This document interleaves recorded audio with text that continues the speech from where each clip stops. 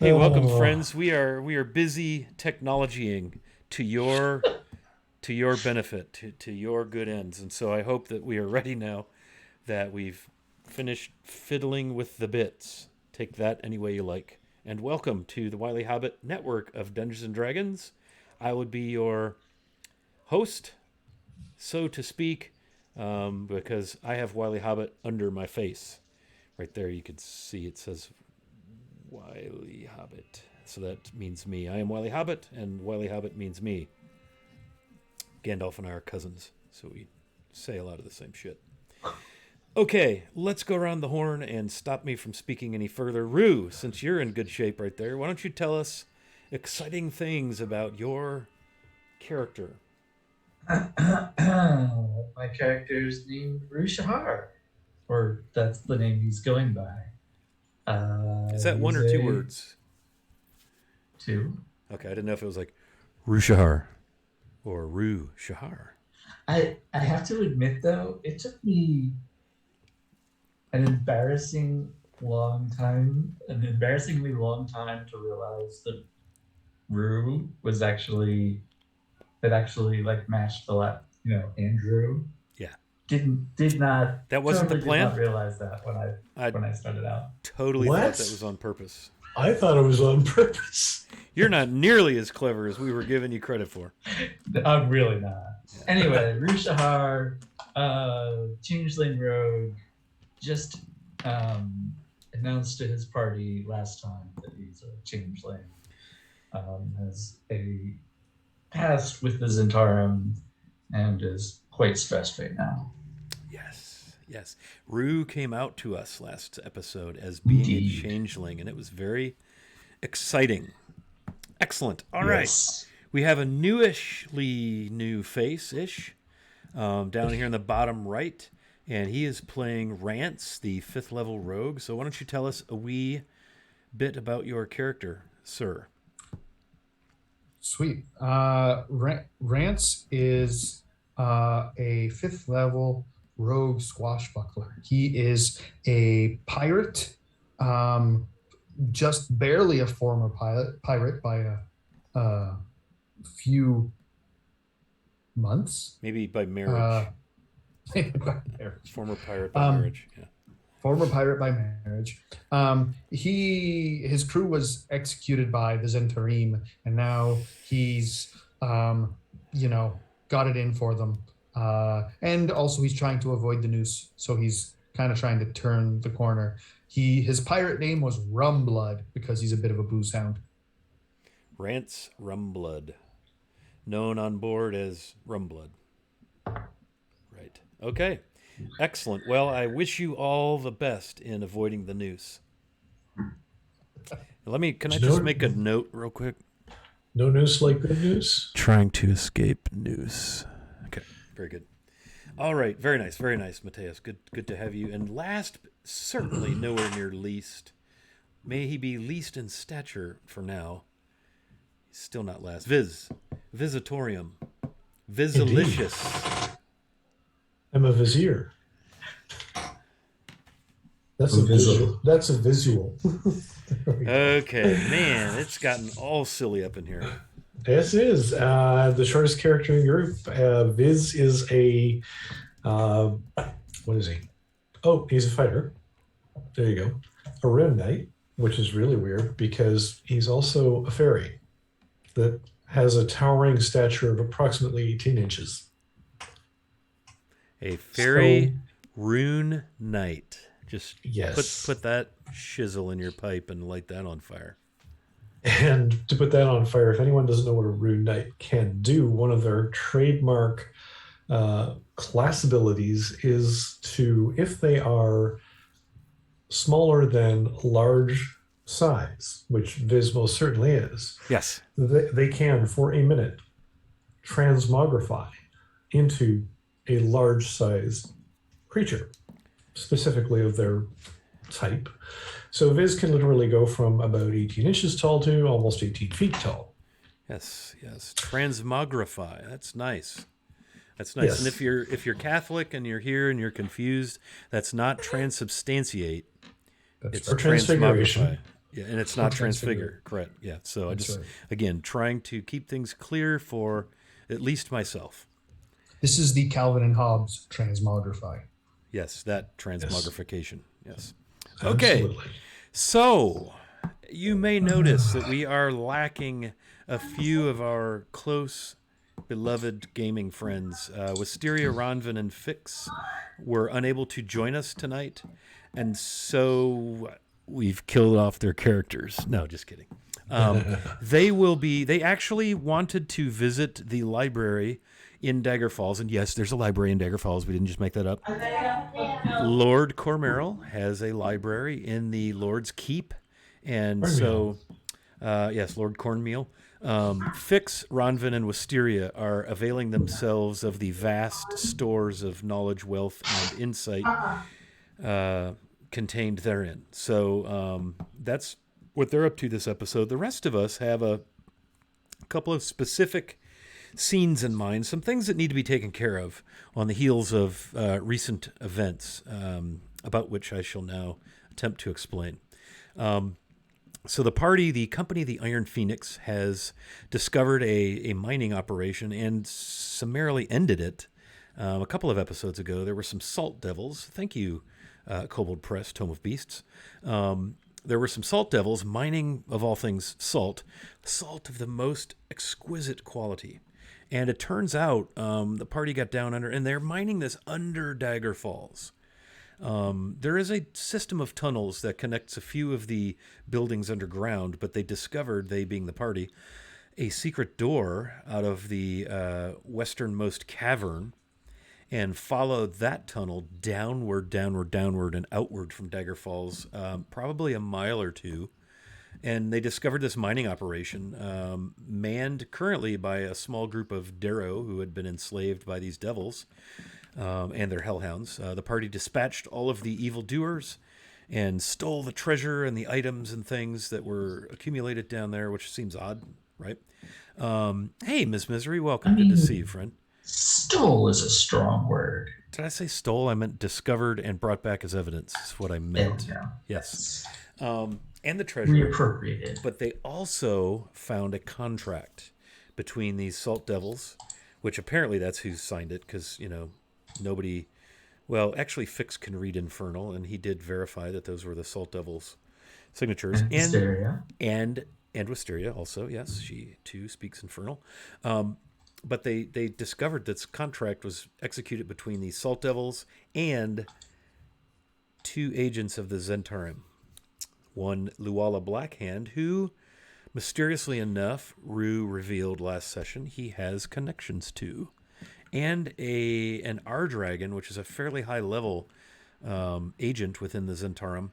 An R-Dragon named Jamna Gleamsilver.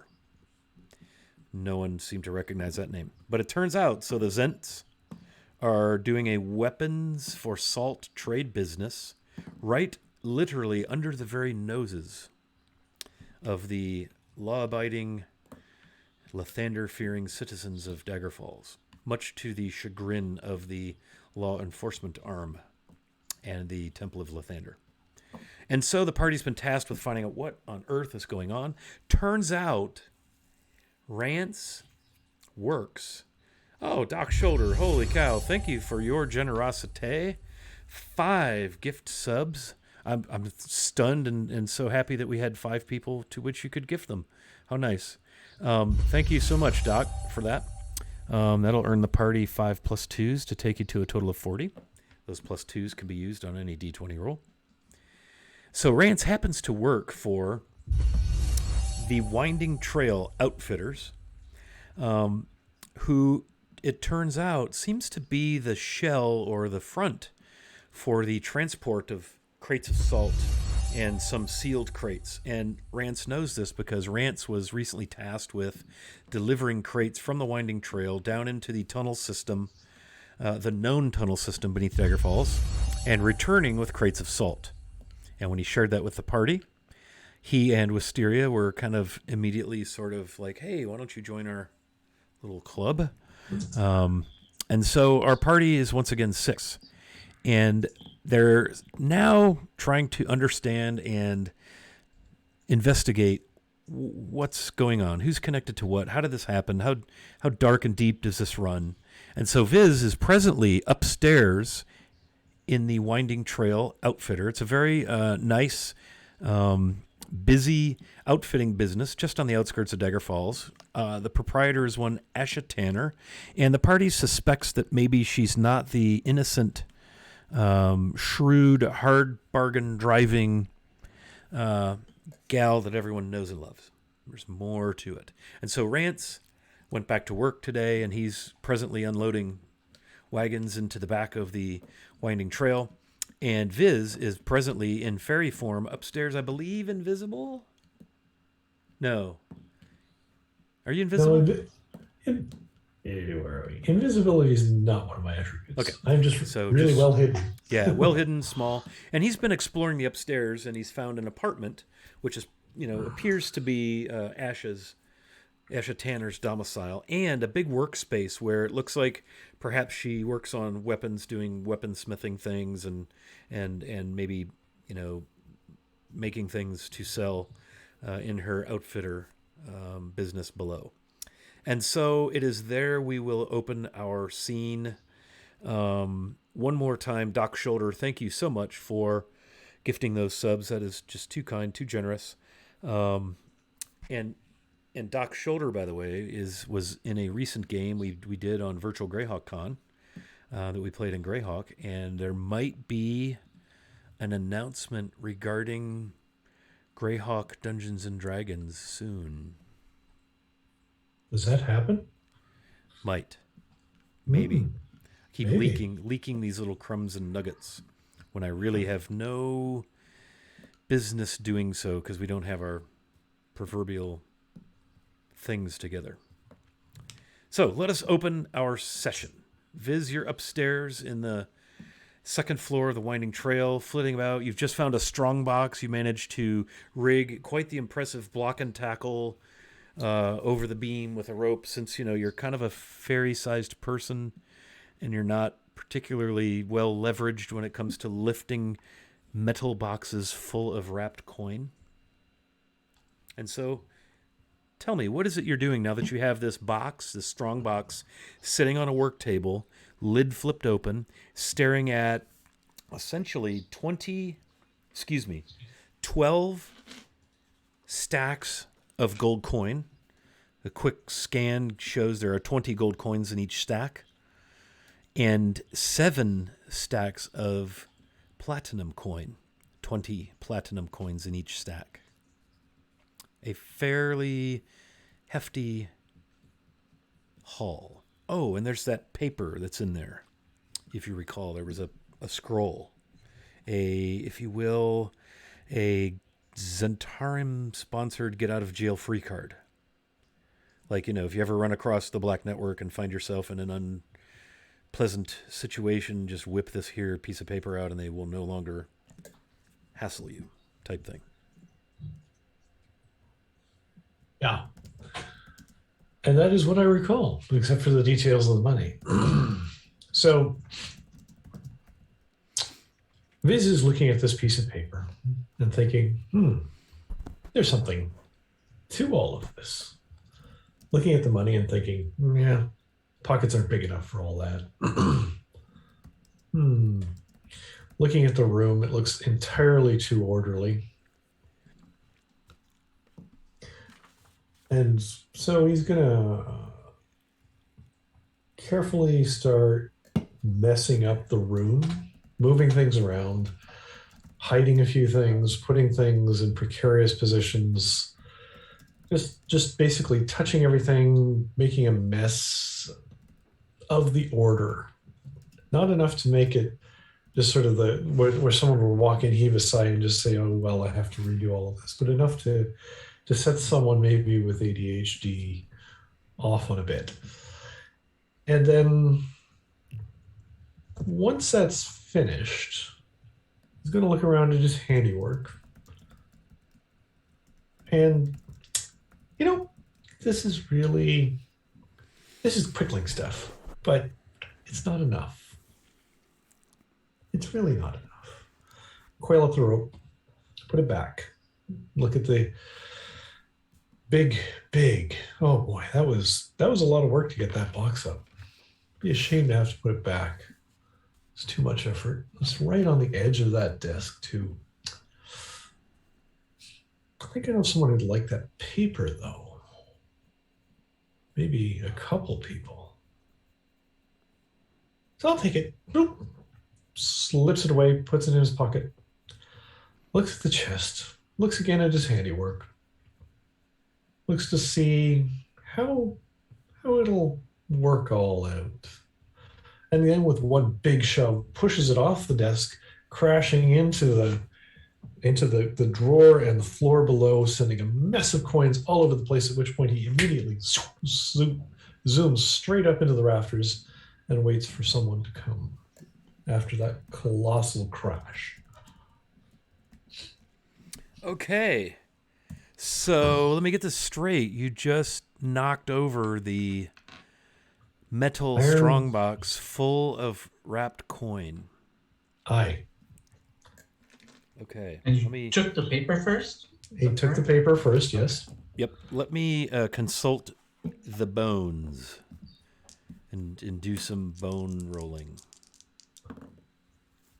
Okay. So the metal box crashes onto the floor.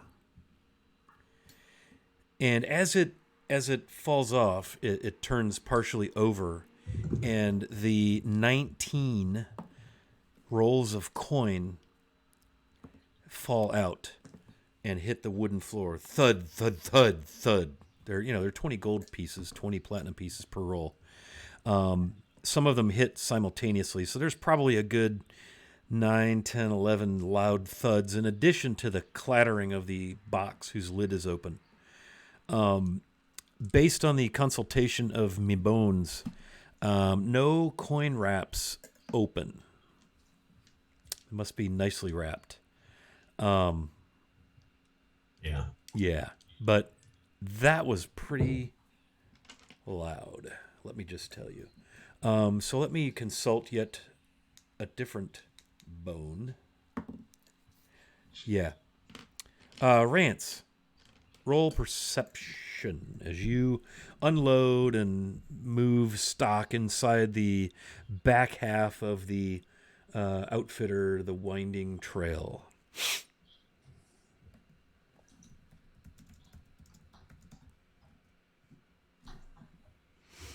9. 9, yeah. So you're just working along. Everything seems decent. Probably talking a little bit with Glink and whoever else you're working with, you know.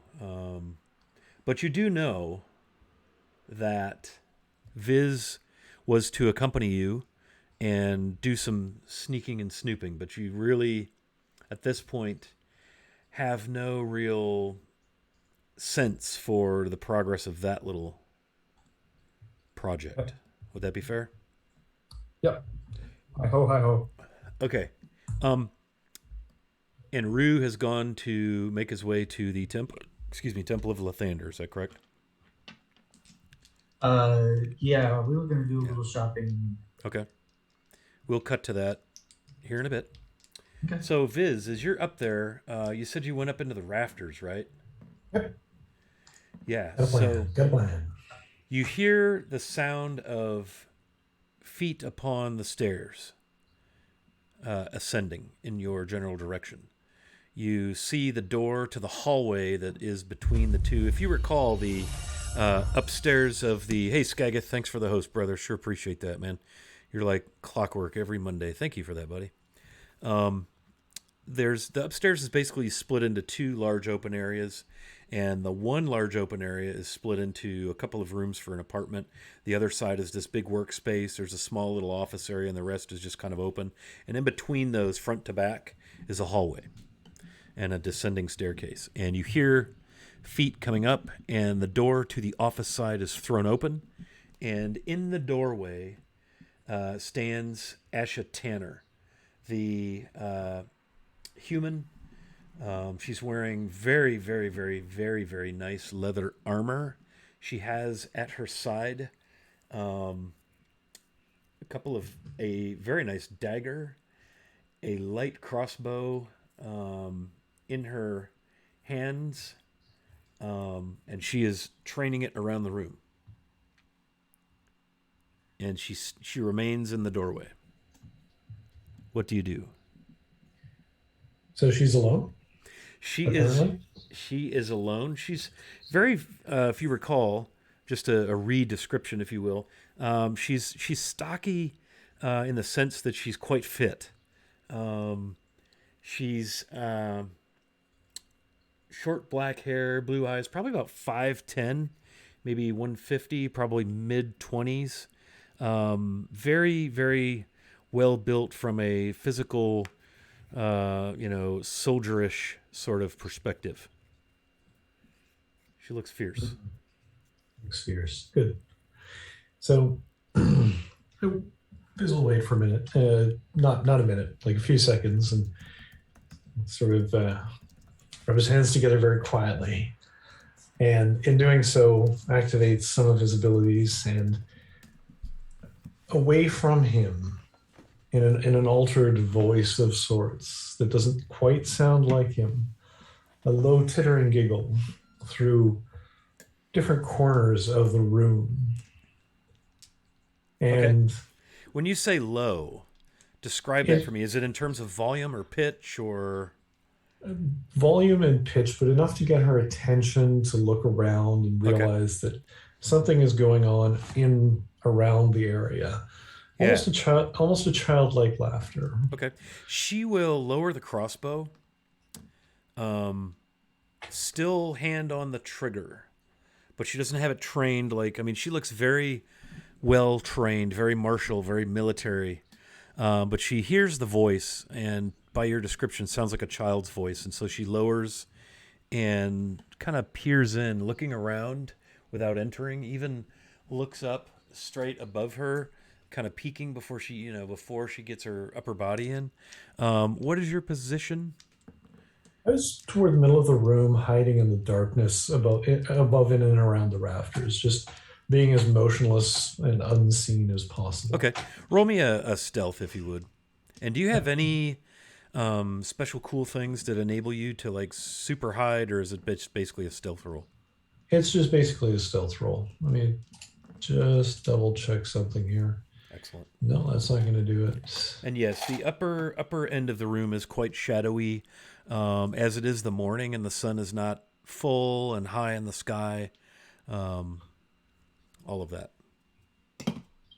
Yeah, no, nothing particularly extra aside from an obscene stealth score.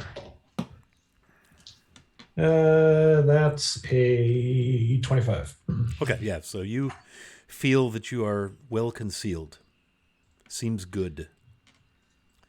And you see her just kind of cautiously take a couple of steps into the room, and it looks, I presume you're watching closely, it looks as if she's sort of just slowly scanning the room. Yeah. As she comes in, the laughter takes a slightly harder edge, a little more malevolent rather than mischievous. Just again, to high pitch and then trailing off, seemingly moving around the room. Maybe let a couple of sounds like something is running around her. Just want to see how she reacts. She steps. Go ahead. Go ahead. No, go ahead. I was just going to say, she steps in the room and closes the door calmly behind her and locks it. Perhaps you didn't notice earlier or whatever, not that important, but there's a key in like a skeleton sort of key and she locked. You hear the lock snap, and she says in kind of a low, calm tone, "All right, show yourself, little one. You don't belong up here. This is not your home. Now, where might you be?" And she just slowly starts to walk the perimeter of the rectangular room. And if my memory serves, I want to say the room is maybe 15 feet across and probably about 40 feet deep. Does that sound about right? Maybe 50 feet deep. It's quite large, yeah. Front to back. It's a big space. Got the open timber. The walls go to the ceiling. It's like a 12-foot ceiling. Yeah. And the timbers look like they continue on through the wall. The wall was, framed around the timber. And she just very methodically begins moving northward. The door is in the south end of the room on the west wall. She moves northward, looking around very calmly, not so much militarily as just having a good look. She'll, peer under tables and slowly making her way northward along the west wall. What do you do? I'll add to the effects of the sound using the words over here, over here, over here, in different parts of the room. Is there a mirror in the room, perchance? There would be in this case because of the fact that she is a weaponsmith slash armorer, and she may from time to time fit a piece of armor or a chain shirt or breastplate, leather armor, that sort of thing. So there would be a mirror, full length mirror that's affixed to one of the walls, where someone might stand in front of it to check sizing and so forth. I was thinking just more like a personal size mirror for doing hair or that sort of thing. Like Oh a yeah, grooming, no, nothing grooming like or- that. Nothing like All that. right. I'll have I'll have the voice sort of concentrate over toward that mirror, and as she turns toward it, have the face of the dark elf that we met in the underground before we hit the hellhounds. That when we rescued the girl from the hobgoblins. I think I got a good enough look at him because we were face to face for moments. And you're going to have that appear. Have it appear sort of in the mirror as an image, and sort of the laughter concentrate there, and the words over here, over here, over here, right at that moment, at the same time. Okay. So at first, when you have the words kind of moving around, she's turning her head, and then she raises her crossbow. And then everything kind of focuses over to the mirror. And we'll say that it's at the north end of the room, so she was kind of moving in that direction, but she's still probably a good 20, 25 feet from it. And she stops and levels her crossbow in that direction and then slowly approaches. Okay. And it looks like she's trying to use the mirror to search behind her. Right? She's moving side to side to change the angle as if to sweep, look at the reflection in the back of the room. And when you make the drow appear in the mirror, she gasps. What are you doing here? How did you get in? And she turns and looks at where the drow ought to be and doesn't see it. And the laughter turns into a giggle. And when she turns back to the mirror, he's gone. All right. I think I've had about enough. First, I thought you were one of the local children who found themselves up here somehow. Perhaps I'd left the door ajar, I don't know. But clearly we're dealing with something with not only a sense of humor, but a death wish. So I will give you to the count of 3, and then it's going to get real. Now is your opportunity to show yourself. We'll start with a song. Ashes working with the Zents, doo-dah, doo-dah. Ashes working with the Zents, so doo-dah day. And have that, it's coming from all over in the room there. Okay. Let me see.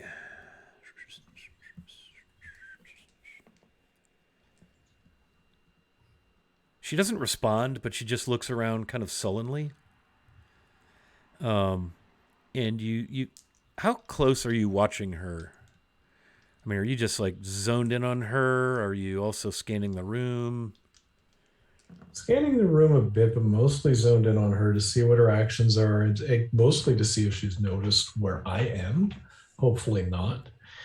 But keeping an eye on the periphery because I am also a trained fighter, as is she. So, but and also used to the fact that can get bagged from time to time because I'm part of the Fae, and that's basically the game we play. Right. Um. So she stops, and you can definitely see as the song starts, and she kind of cocks her head and listens. And I'm picturing this in my mind's audio box that the volume is shifting and the dialect is changing. So she might have to listen to it a few times to understand what you're actually saying. And you see kind of the color run from her face. And she looks around.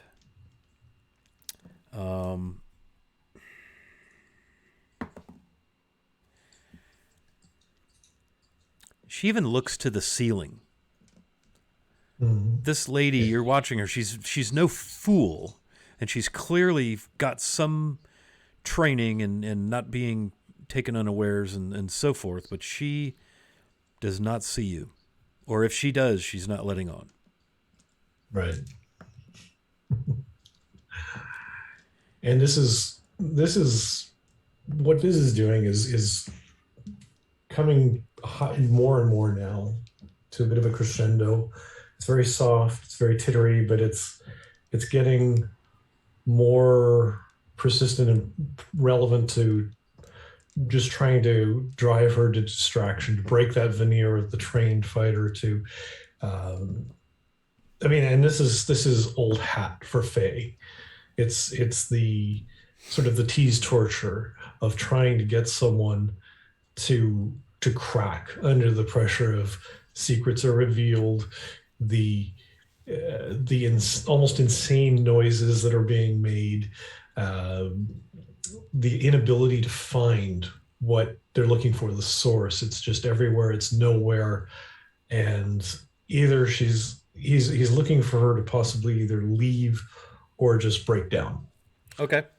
So you see her begin to move around the perimeter. She gets to the mirror and she, again, looks around the room, kind of keeps her crossbow, because now she's at the north end of the room. She kind of keeps her crossbow trained back toward the room and then quickly tries to pull the mirror away from the wall just to have a curious peek. Sate her concern for her sanity, perhaps. One of the things, first of all, please tell our audience and your fellow players by what means are you accomplishing this voice throwing, drow appearingness? How is that happening? So this is a delight of our conversation earlier this day, where my cantrip has been changed from druidcraft to minor illusion. And this is sort of our own customization to make all of this work in the crazy Fey way, as it were. So this is actually what's going on. Scott and I, Wiley and I had a good conversation about this and agreed that this is something that works better mechanically as well as from the perspective of where Viz is from, where this kind of foolery and trickery is just old hat for the Feywild. And there's nothing more delightful for the Fey than picking on mortals and driving them a little batty and bonkers. It's a bit like Alice in Wonderland with the level of just insanity that Viz is applying to this particular situation, because he knows that there is something delicious about to happen and he wants to be there for all of it. Okay, so minor illusion. What is your spell save DC? That is an excellent question. It would be 14 for any of the other stuff I've got, so probably 14. Okay. So in the spell, it talks about a creature can use its action to examine the sound or image, and the creature can determine that it is an illusion with a successful investigation check against your spell save DC. But because we really have nothing she can examine except listen to the sound, absorb your taunting, I'm going to have her roll a charisma against your DC. And in doing so, because I'm trying to determine what happens with her.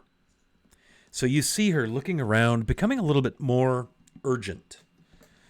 Still composed, but certainly now looking around the room with a little more purpose.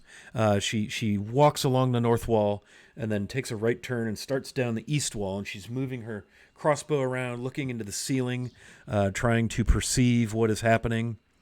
I'm warning you one last time. Show yourself, or I will be forced to end you right here and now. And then she she bumps into the table where you have positioned maybe some tools with some smaller items and pieces, and she knocks that all over the floor, and she stops and looks very quickly, sort of startling herself.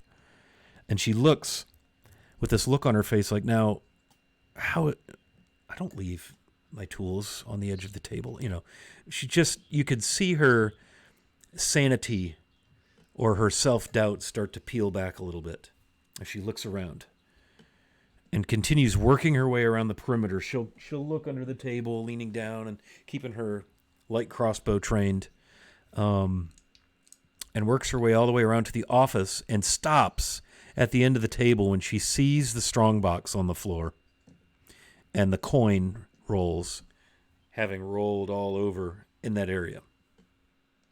Yep. More tittering giggles. Whoopsie. Someone made a mess. Oh. You said your stealth was 25? Yep.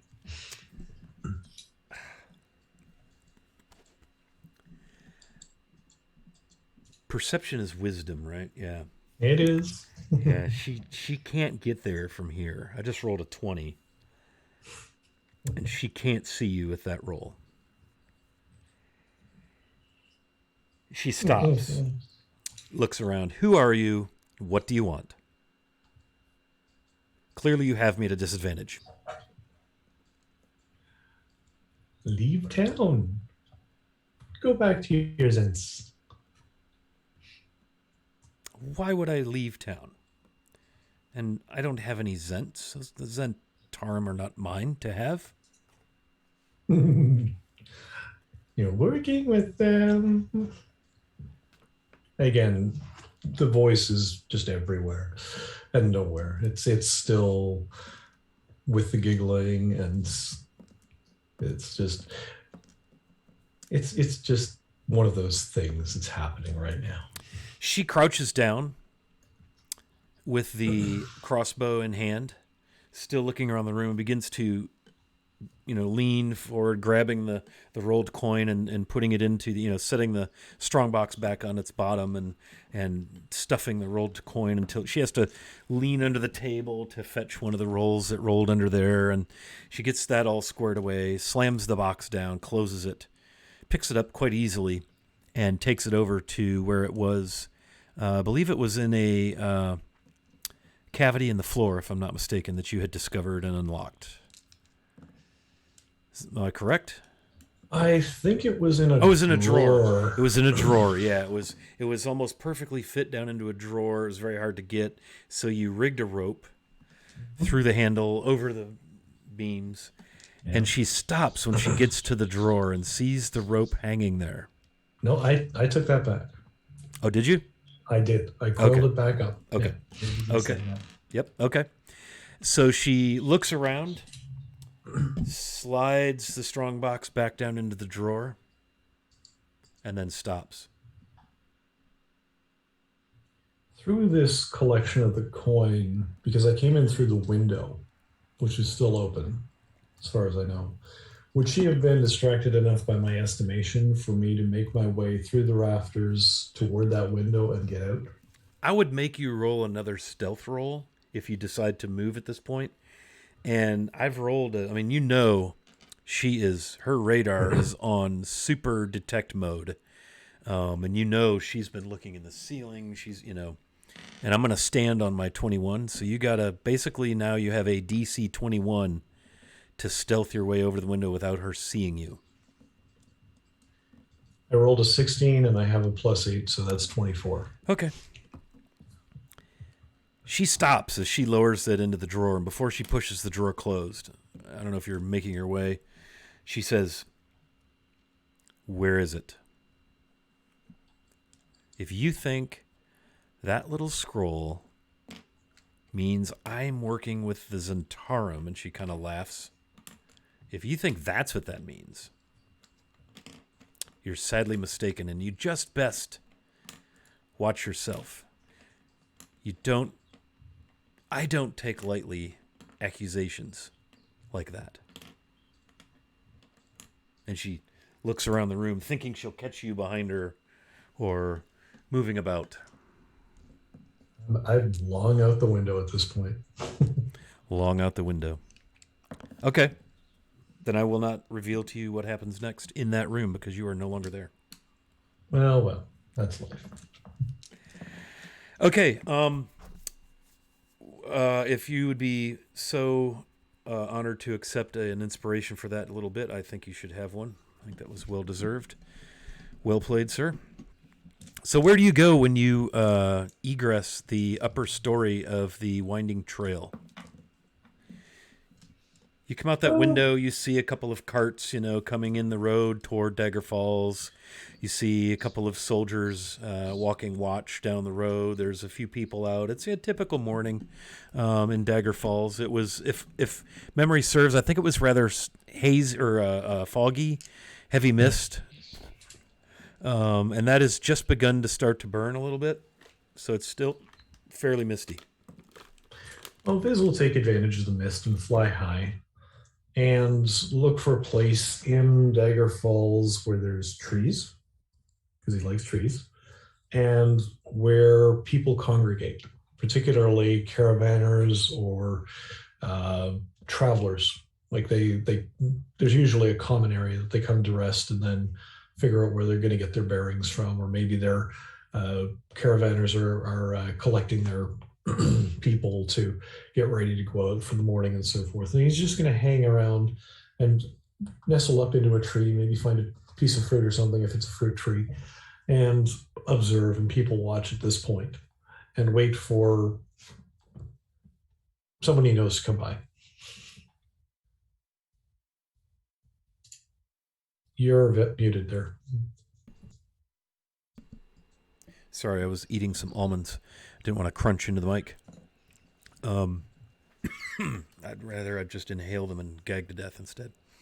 There are some trees north and west along the road from the winding trail. The winding trail is in that intersection just east of the wall of Dagger Falls. And you see some outbuildings in the back. That's a tilled field. You could be there and see, but you're a little ways off. You're not right on top of the winding trail, but the winding trail is an outfitter. There's teamsters and loading. In fact, you can see Rance in the back of the building unloading a wagon with some of his colleagues. There's a lot of trees around the Red Rock Tavern, which is building number 4 further to the north. There are some trees inside the walls, like in that big open area. I think it's number 8. That's the market, so it's not wooded. There's a couple of trees in there, but it's summertime, so you could stay up in the canopy and probably be unseen. Yeah, that's where I'll go. Okay. Yeah, and it's, business is open. There's a few carts and some tents pitched in the market area. There are vendors selling their wares. It's mostly like clothing or material, maybe some nicer stone building materials, produce, fruits, maybe meats, specialties along those lines. And there's probably a half dozen, 3 carts, 3 tents, that sort of thing. Just kind of in an arrangement there. And there are, people milling about and talking and backslapping and drinking, the morning brew, doing business. Indeed. Well, the business visual is listened to for a while and then probably get bored and start playing minor pranks on people as the day goes by. Okay. It's about as mundane as it goes as far as business. Purchasing produce, haggling over, price, freshness, quality. Same goes with like the meat and the clothing wares. People trying to dicker down the vendors and the vendors trying to maybe earn a little extra coin, that sort of thing. All right. All quite mundane. Excellent. Okay, So at well this done. point, we can cut over to Rue. So Rue, you've got some shopping, some templing. Yeah, I mean, I think Fix and I had talked about like going and picking, like looking around for some empty crates and things like that. In fact, I think we did that last week. And then um, when Fix and Wisteria and Run go off to the library, uh, Rue is going to head over to the Light of Lathander. Excuse me. So heading to the Light of Lathander, which on the map is the number 5 building, I believe, inside the walls of the city or of the town. Um, yeah. So you can make your way from, and you're starting off at the, what do you call it? Marketplace, I assume. Or the, are you coming over from the Teshford Arms? That's what I meant to say. Sorry. Yeah, I think we started there and did some shopping and then split up. Nice. Okay. We're getting a new map, kids. Courtesy of my friend Matthew, also known as Rants. A color map. Okay, so you make your way through, and again, you notice as well, I got to get it to the right size. Sorry, kids. Ooh, I could just cover everybody up. Um,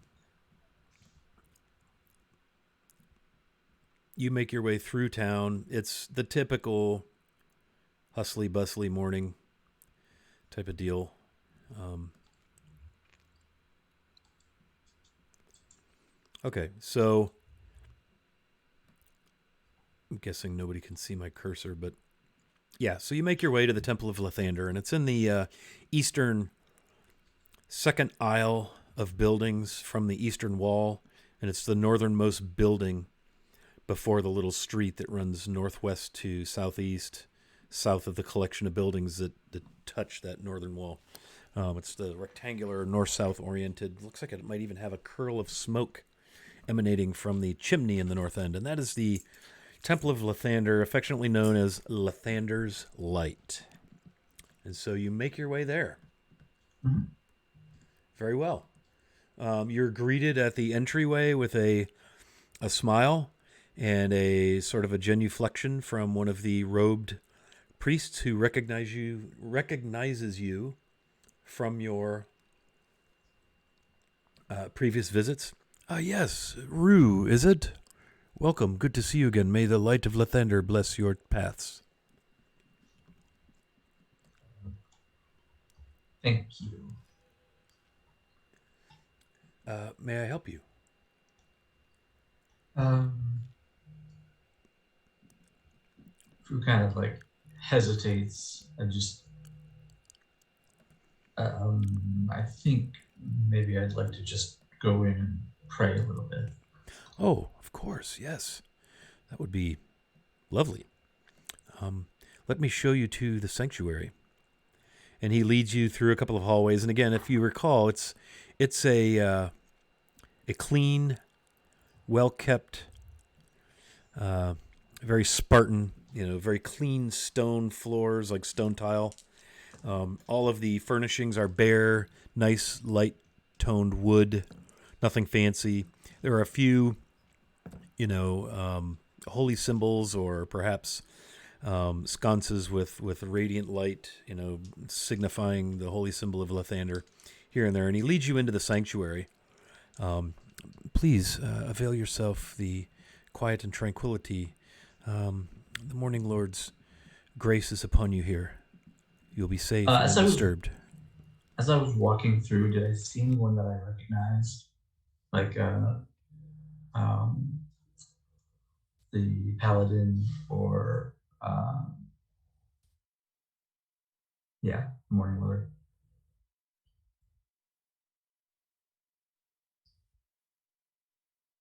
Can I just boost my sound? I'm not hearing you, Wiley. I think Scott's Okay. on mute. Man, this mute button on my microphone is being rather finicky. Sorry. I'm like, why does he keep interrupting me? I'm trying to speak. There are a couple of robed acolytes. You surmise they're acolytes because there is nothing about their robes. They're plain white. The material even seems very, very simple, almost like burlap, sort of. Like, ooh, that looks itchy. Whereas the fellow who's escorting you has like a braided cord around his neck of gold, some sort of gold, material. And he's got a little bit of gold embroidery. So maybe a higher level priest. A nice, like a silver gilded holy symbol of Lathander on a silver chain. And he shows you to the sanctuary, but you don't recognize the couple of acolytes that you see on the way. It seems pretty quiet here, which is pretty normal. Okay.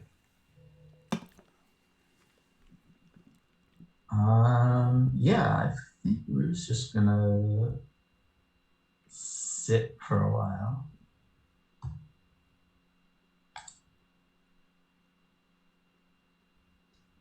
Okay.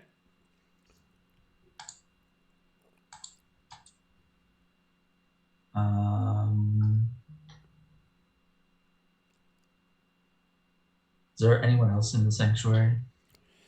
It is absolutely empty and quiet.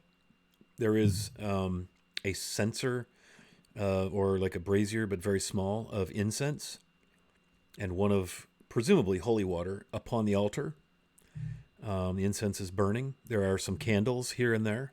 The sanctuary is indeed well lit, as one might assume would be the case in the Temple of the Morning Lord.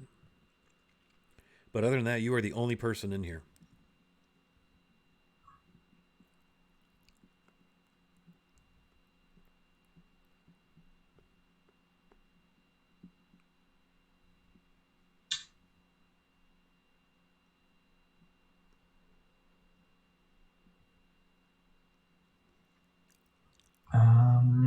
Yeah, I think he's gonna sit there just for like maybe 15 minutes and not saying anything.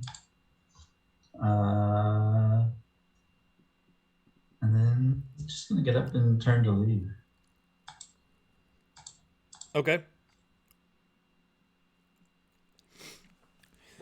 Yeah, so you can do that. The back doors, they do close when the priest leaves you.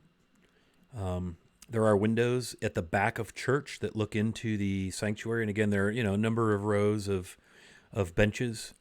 It is again very plain. The woodwork is nice. It's clean. It's very nice, but it's very, very plain.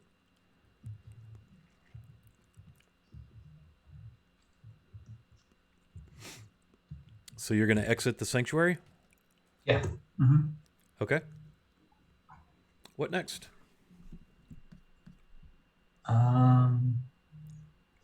Is the priest still around?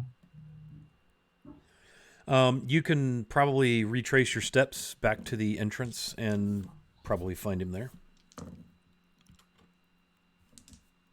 Yeah, I'm gonna do that. And I'm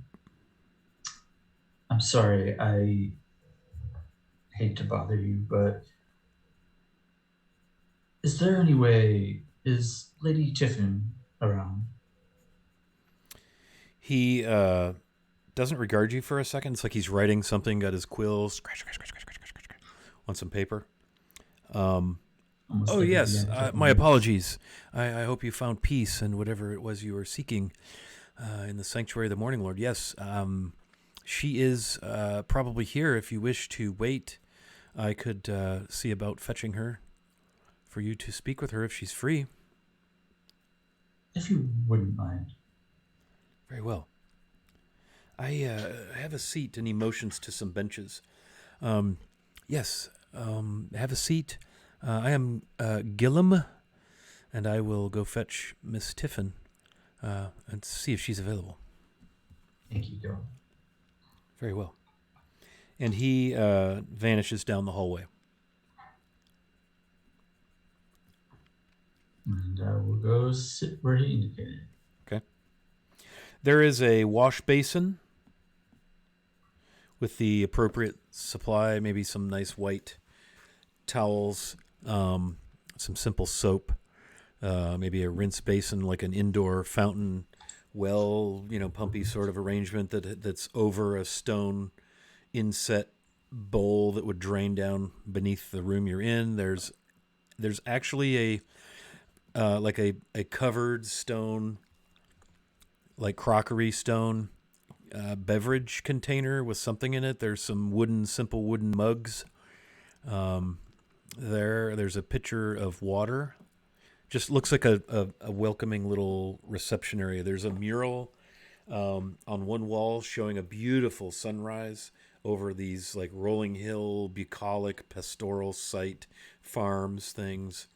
And then there's also a beautiful mosaic of a sunrise. No landscape, no nature, just this incredibly beautiful inlaid with colored.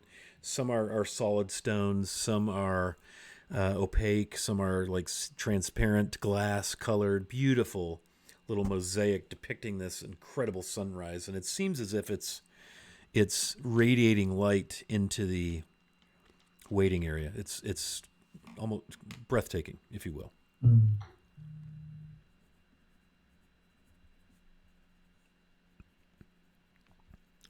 I would say probably 10 minutes or more goes by, and Gillum returns.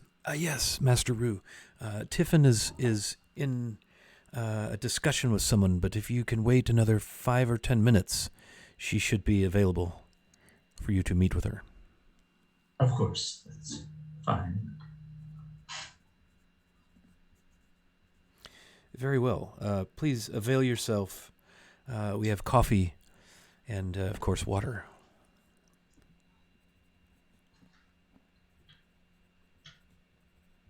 And then he goes... Yeah, Rue will go over and awkwardly get himself some water. Okay. Yeah. And then he sits and really kind of pays you no mind. He goes back to what he was doing. And occasionally, maybe another couple of acolytes will make their way through the area, like from one side of the temple, passing through this kind of seating area. It's not overly large, but there's halls on either end, and maybe down out the back of the space opposite the entry door. Hey, the Jen, good to see you. Thanks for that advantage. That's too kind of you. I will use it wisely as a DM, and inflict great pain. Wailing and gnashing of teeth. Thanks for joining us. It's so good to see you. Yeah, and after 5 or 10 minutes, you hear booted feet come down the hallway that Gillum had gone up to fetch her. And sure enough, her beautiful visage, I believe she's a red-haired lady, is that correct? Very, very tall, well-built, from an athletic or mercenary perspective, in her full... plate mail, beautiful Order of the Aster. You recognize the Aster insignia along with the holy symbol of Lathander upon her breastplate. Big, long sword at her hip. And she stops and smiles. Ah, Master Rue, good to see you. What can I do for you?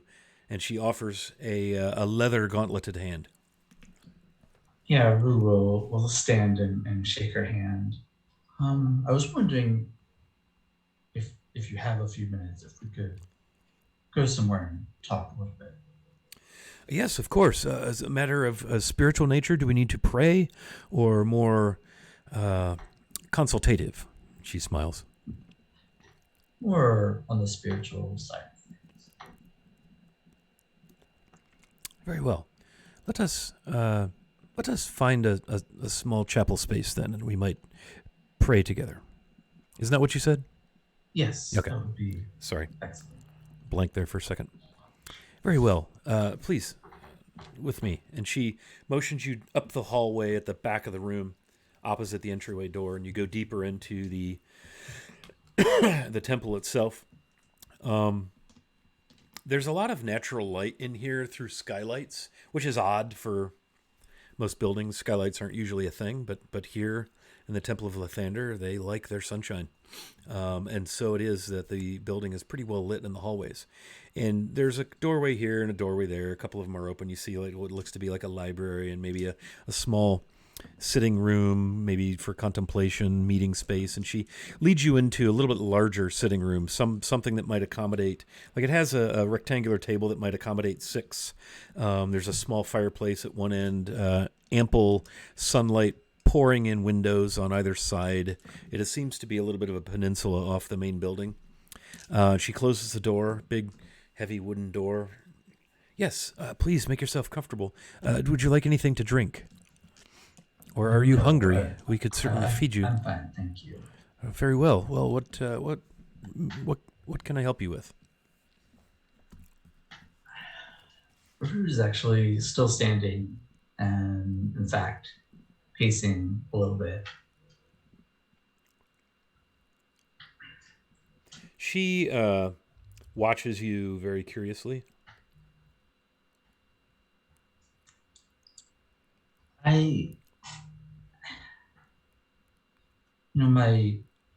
My mother was a cleric. It is a cleric, yes. I never.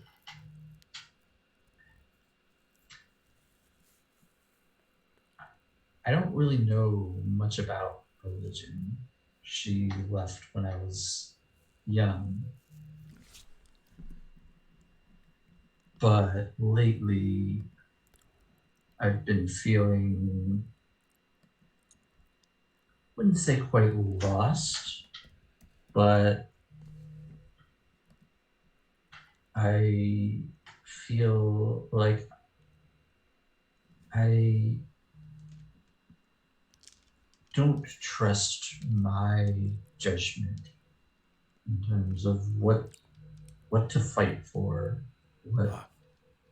what things I should be setting as my moral compass. Does that make any sense? Yes, absolutely. The way you describe it, and she kind of clears her throat. She has this sort of authoritative manner, but warm at the same time, kind. Yes, it makes complete sense. Those without faith are almost as if you're a sailing vessel with no rudder by which to steer, or no course laid out. You're just buffeted by the wind, and you go whither and thither where it might blow you with no real purpose. I can't imagine how discomforting a life like that might be. No judgment, of course. I'm just trying to relate, and finding it difficult as my course is laid open and clear to me by the Morning Lord.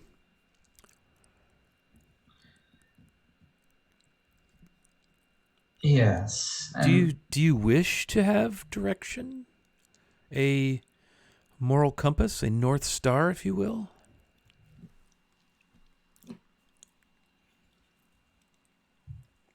I think I do. I was very angry with a monitor for a long time. Oh. Do tell.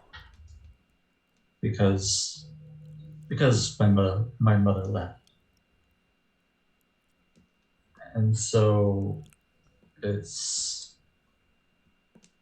very difficult for me to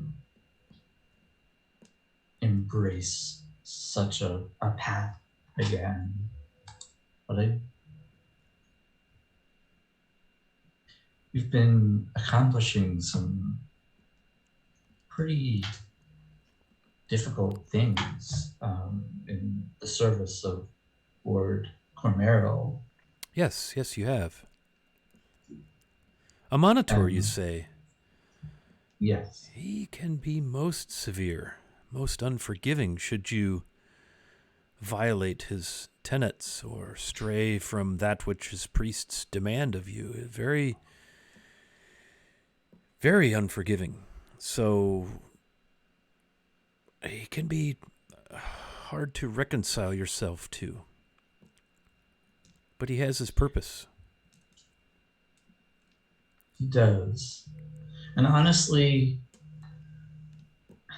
looking back at the memories that I have of my mother, it's more like this, and just kind of motions to the sunlight streaming in. I remember her always being cheerful and happy and kind to everyone. I remember that what I remember of her matches Lathander almost more than what little I know of a monitor. Well, it is common knowledge, a Monitor, the yellow god, the keeper of the eternal sun. So sunlight, he shines his countenance upon the faces of his worshippers, but make no mistake, he is demanding and unforgiving when promises are broken, laws are broken, contracts are not honored.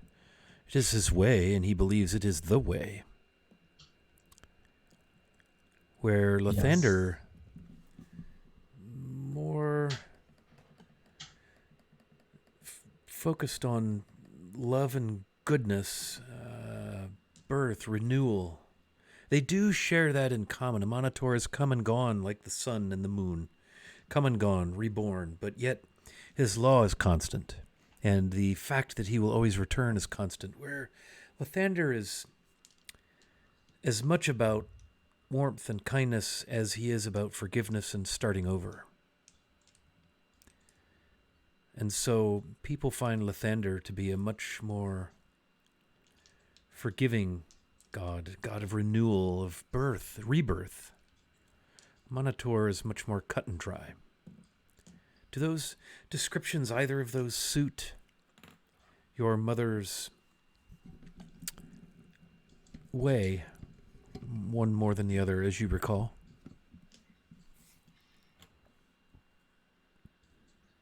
My memories are so vague.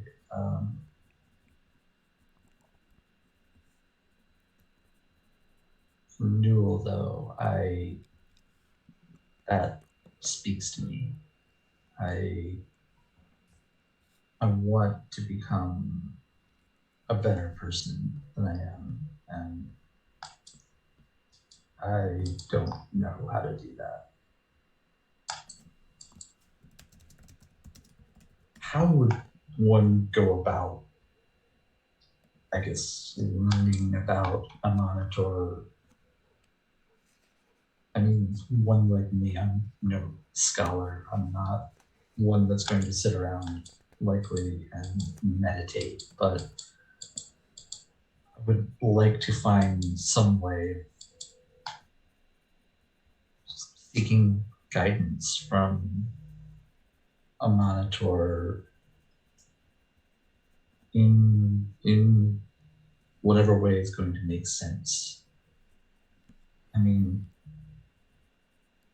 going into some scary things and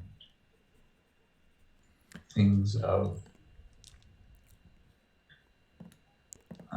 things where the right and wrong may not always be clear. Well, Monitor is definitely, shall we say, a stickler for right and wrong, and in his eyes, most things are quite cut and dry. You might. Sorry, I meant to say Lathander that last time. Oh, so you I was wish asking her about Lathander. Okay, so you wish to learn That was about. my mistake. You wish to learn about the Morning Lord. Yes. Yes. Well, here is as good a place as any to learn of the teachings of the blessings of the Morning Lord. We have many acolytes and priests new to the faith who need to practice evangelization and proselytizing and winning people to Lathander's blessings.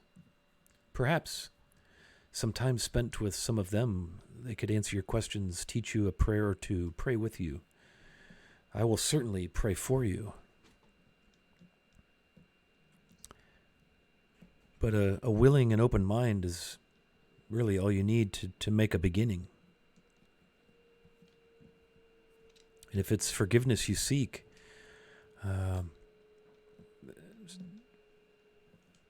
you can get forgiveness from the Morning Lord, provided some characteristics are present. You must, of course, be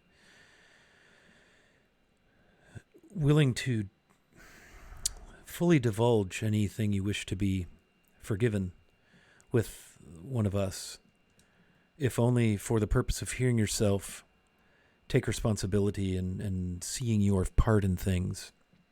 And you must also be fully willing to try your best to make amends.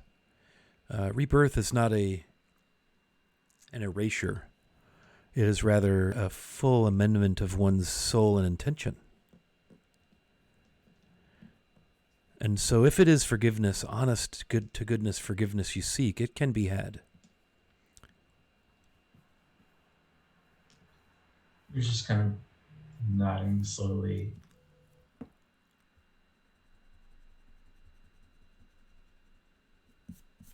I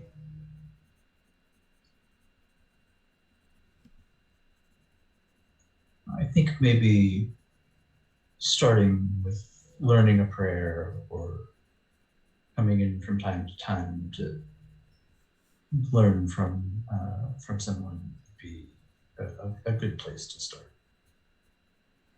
Very well. Let me see. And she sits down on the edge of the table. You can, her armor kind of clanks against it, and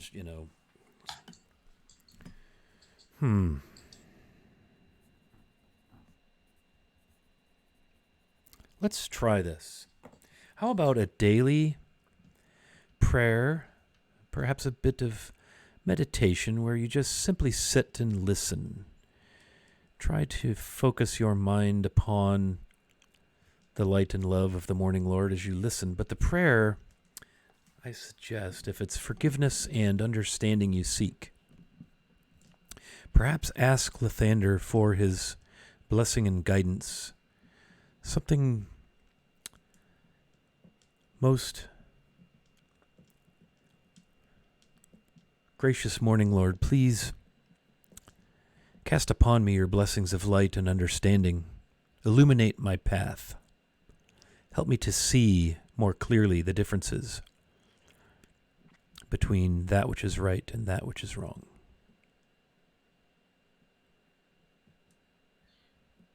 Yeah, Rue's actually going to pull out some paper and write this down. Okay. So you see, in seeking this sort of thing, you're not asking for anything for yourself specifically. You're asking for the ability to recognize the temptations or the darknesses that we are so often blind to until it is too late. You're asking for understanding in times of confusion. You're asking quite literally for the will, the blessings of the Morning Lord to enter wholly into your life. But then when you ask this thing, this is the beauty of this simple prayer. It's like a little circle. Once you ask this in the morning, it's most important to start your day with this. The first light. You must look for it throughout the day. Look for those little graces, those little moments of goodness. May come in the form of a child, a sweet animal. It could be a good meal. It could be an unlooked for kindness. It could be mercy spared or spent upon someone. It could come from you. It could not. But the beauty of the prayer is while it requires you to look for those things, it also enables you to look for them because you're reminded every time you pray to be looking. And once you start looking, you start seeing. And so it is circular. The more you pray, the more you look, the more you see. The more you see, the more you pray, the more you wish to look, the more you wish to see. And so it begins to feed itself until it no longer seems, oh, I must pray this day. What ends up happening on the days you forget to pray is you finally, you find yourself suddenly jarred. Oh, I haven't prayed today. And in time that will begin to stop and you'll just pray. And the insights will come. But if you're not prepared to receive them and you're not looking for them, you may feel as if you have no moral compass. Just blown about, buffeted by the winds like that vessel we spoke about. Yes, I think that would be a nice prayer to start with. And then perhaps a weekly or bi-weekly meeting with one of our acolytes to reflect on what you've learned and maybe to gain some teaching from them on the tenets, the dogma of the Morning Lord. Yes, I think this sounds like a good place to start. Very well. You are staying at the Teshford, correct? I am, yes. I will inquire amongst the acolytes and see who is able to take on a new possible convert. She kind of smiles. And we'll see. Rudy just kind of chuckles. We'll see how Lathander's light shines upon you and what it illuminates. Good.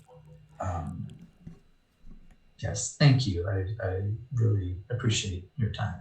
Of course. Appreciate your interest and inquiry.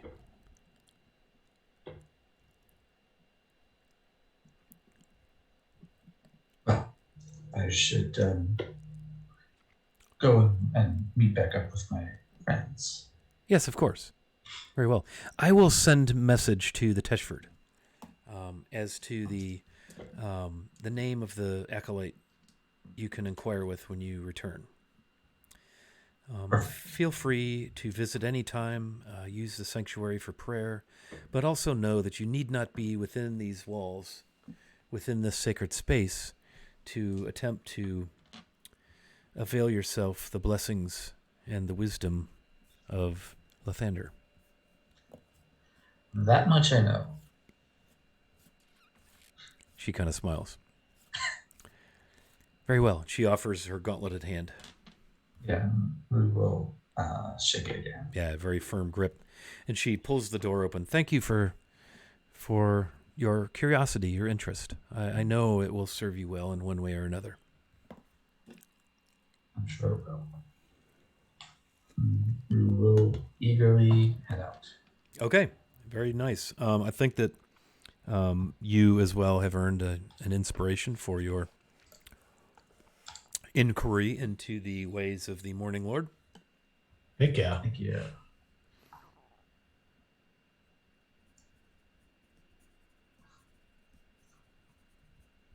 And I will, I guess, let's see. I'm trying to think what arrangements we would have made to meet back up. Well, Rance is working a shift. Right. Viz is free agent. However you want to kind of, if you want to retcon sort of what the plan is, meet at the end of Rance's shift back at the Teshford, however you wish to do it. I think one last thing I would like to do before I head back to, we'll say we agreed to meet back up at the Teshford. But first I'm going to duck into some dark spot somewhere where I would be well hidden, Okay. and I'm going to. Now, let me stop you. You just left the Temple of Lathander, and you're already ducking into dark places. Yes, this is called character conflict. I know. Yes. And so not only that, I'm now changing form. So I'm now taking the form of a woman with long blonde hair, approximately the build of Luala, from best I remember. And then I'm going to go shopping in the marketplace, looking for a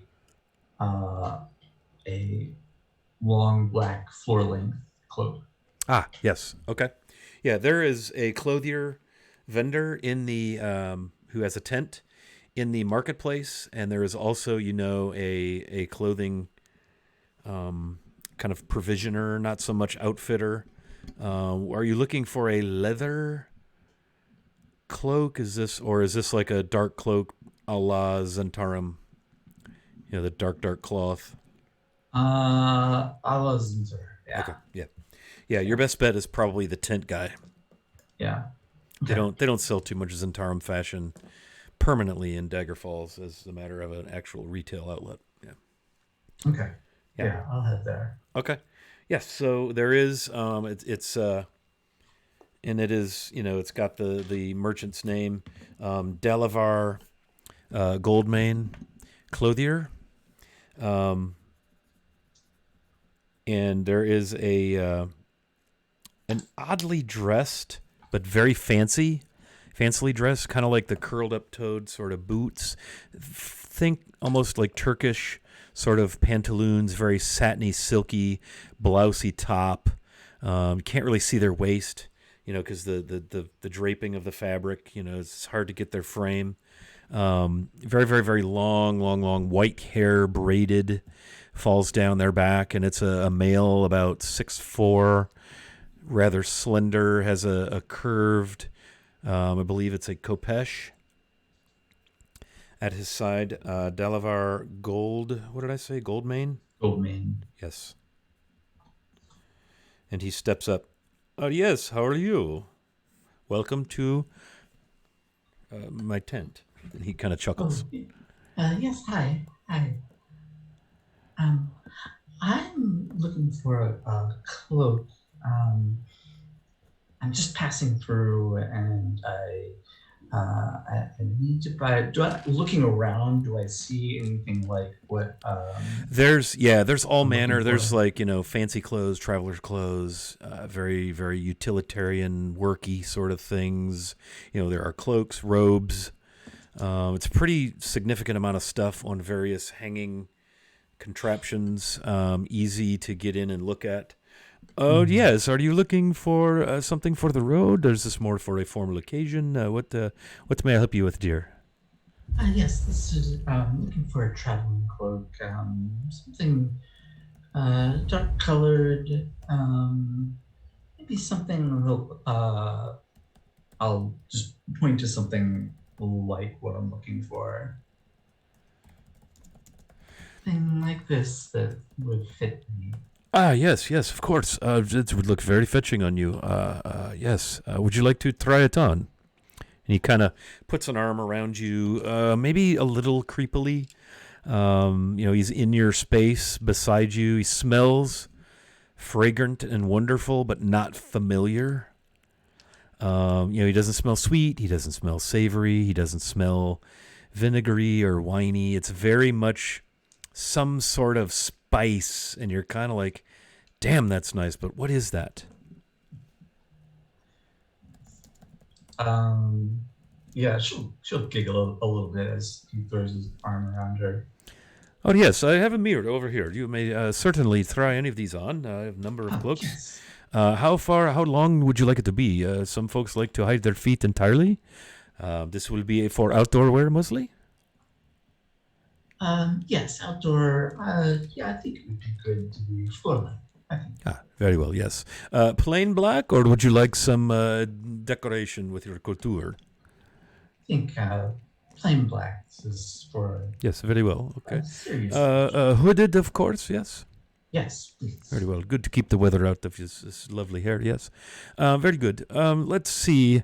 Over here on this rack, and you see a number of cloaks varying in sizes from maybe smaller human or perhaps elven to fairly large. Most of the colors are earthen, greens, browns, rusts, blacks, nothing gaudy. There's a whole end of the tent that has the more, the Middle Eastern Turkish fashion, sort of like what he wears.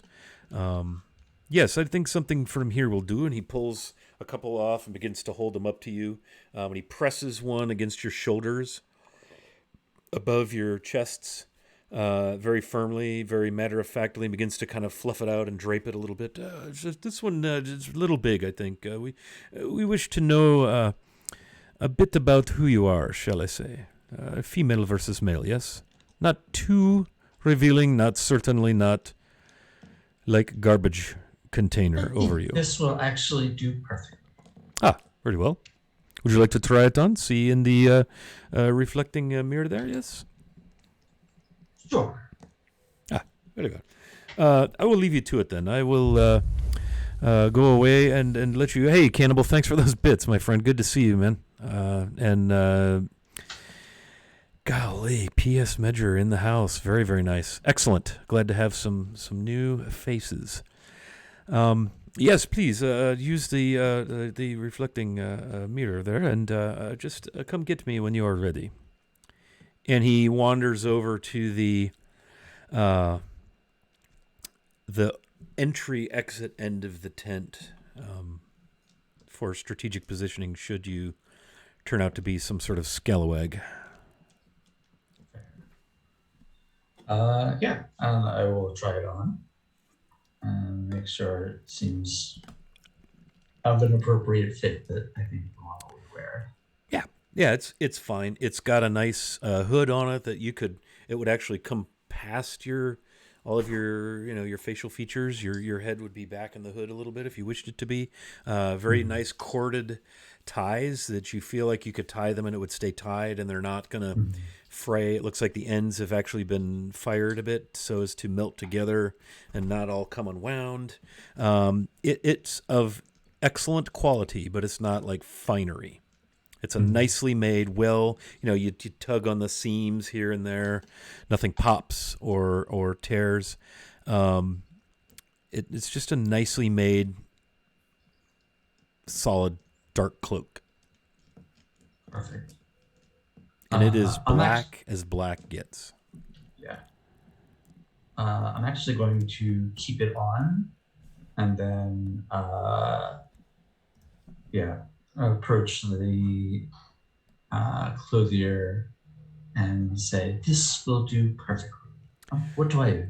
Oh, I would agree wholeheartedly. It's very the darkness against your beautiful hair is lovely, but pull the hood for me once. What purpose will you be serving with this cloak, if I may inquire? I don't wish to be rude.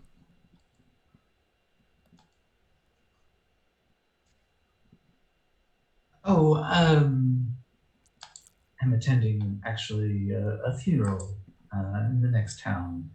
Oh, I see. So I wanted to wear something appropriately. Oh, yes. Serious. Of course. Yes, well, very well. Funeral, yes. He kind of looks at you a little disapprovingly. I might have gone with something a little finer, but I suppose if it is an outdoor occasion, this might serve nicely. Plus, it is excellent. You seem well built for the road. Seem sure of yourself. You must do some adventuring and so forth. So this should do you nicely. This would, let me see, 4 gold, please. Sir. And I will pay the 4 gold. Yes, Exactly. very well, very well. He takes your coin and he takes the, if you wish, he pulls out a very, very nice, like a pearl-handled, very short dagger with a very wide blade. keen edge, and he puts it right up near the hood. Let me remove the tag. And he kind of pulls the tag out with the dagger in his hand. See the price right here. You don't want to wear that out of the shop, do you? No, definitely not. And with a twist of his wrist, he snips the little hempen cord that had the tag affixed to the garment. Ah, there we go. And he kind of winks, and you see a little gold tooth. He smiles. I made you nervous, no? No, not. You have the look of a lady who can handle herself just fine. Well, I do. please, if you would, do not be afraid to tell people where you find such a wonderful cloak at such a fair price. Yes, and he Certainly will.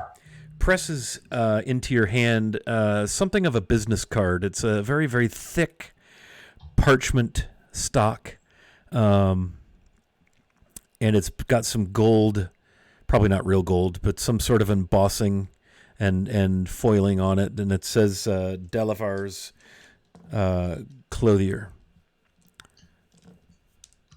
and it's serving the Dalelands and beyond, sort of a lists Dagger Falls, like on the back, find me in Dagger Falls, Shadowdale, Hillsfar, Flan, so forth. Nice. Yeah, she'll just kind of hold it. Thank you. I will be sure to pass it along. Ah, very nice, lovely. Well, and tell your friends I'll be here this week, and then it's off to the south to Shadowdale, trying to open up an operation, an arrangement in the market in Tiverton, Scar, hoping to make that happen, moving eastward. So, yes. Well, best of luck with that. Oh, yes. What was your name again? I didn't catch that. And he offers a very, very smooth, well manicured, non-working man's hand. She'll take it very daintily. Mariander. Oh, yes, Mariander. Very nice to meet you. A lovely name. And tell your friends, if you have them in town, to come see me for their... As you could see, we have fineries all the way down to very, very, let's say, utilitarian things, but all very well made and very fairly priced, of course. Of course. Yes, very nice. And I will head out the door. Yes, well, mind when you step outside, the goats have been eating all morning, and there's likely to be some surprises there. Mind you don't slip and fall. Yeah, she's gone already. Ah, very nice. Okay. Yeah, I'm gonna find that same dark place and change back into Rue, and then head back to the Tishford. Okay.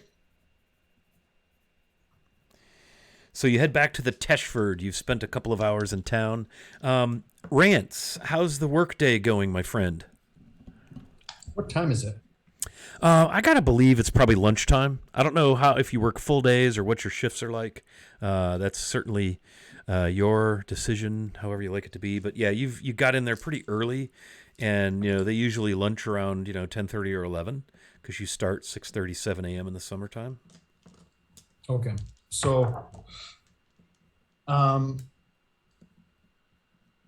Rance will, he'll grab a quick bite. He'll work a couple more hours, and then maybe about 3/4 of a working day shift is. He'll go up to Glink, and he'll look for Glink, and he'll go up to him, and he'll kind of smile at him and say, "Aye, Glink, I'd best be excusing myself. Asha's got me on this other hush-hush secret mission." Glink looks around and kind of, like, yes, I know she does. I just, shh, it won't remain a secret if you speak of it so loudly. He kind of looks at you like, really? Aye, quite right. And so he heads off, and he's gonna go try to find what's his name, Rance Bottom, the stable master there. Yep. and to receive the cart and horse, draft horse or whatever, from Right. from him, because he said he'd have it available. So he's gonna go pick it up, secure it, bring it back to the Teshford, maybe drop a couple gold coins in Rance Bottom's hand. Tell him, shh, hush, hush. Oh, right, lad. Yes. Thank you for the future beverages. And he kind of winks, pulls a flask, takes a sip. Yes. Mind you take good care of the steeds. Get them back here in one piece, and everything should be A-okay. He says, and I be never here, sir. Why, I don't know what you mean. And he wanders off, kind of whistling a tune, trying to make it very clear that he's picking up what you're putting down. Why, is that someone talking I hear? As he wanders off, really trying to sell it. So then, at that point, Rance will lead the horse by the reins in the draft, and bring it back to the Teshford, where he'll try to flag down some sort of stable person to put it up for the night. Okay. Yeah, you have no trouble with that. They have a very substantial stable behind the Teshford. You could probably house 18 horses, a couple of wagons. It's pretty substantial. There's a second story on it, presumably for maybe tack harness and maybe housing for some of the stable crew. You have no trouble flagging down a young fellow or lass to get your team handled and your cart stowed. I'm assuming by this time I see the crates, the empty crates that Fix and them have retrieved since they're gone to the library. So I take a few moments and fill the back of the wagon with the empty crates. Okay. And then I sneak into not sneak, but I go to the bar in the Teshford Inn and look for the Master Hobbit. Yeah. The proprietor, or are you looking for one of your party mates? Yeah. Oliver Sarden. Yeah, and he's in there doing his thing. He's human, and he's hustling about. It's not that busy because it's early afternoon. You left a little while after lunch. Slacker. Just kidding. The tap room is fairly empty. There's a few people sitting on the porch overlooking to the north, overlooking Dagger Falls. And the mint fields and catching the breeze.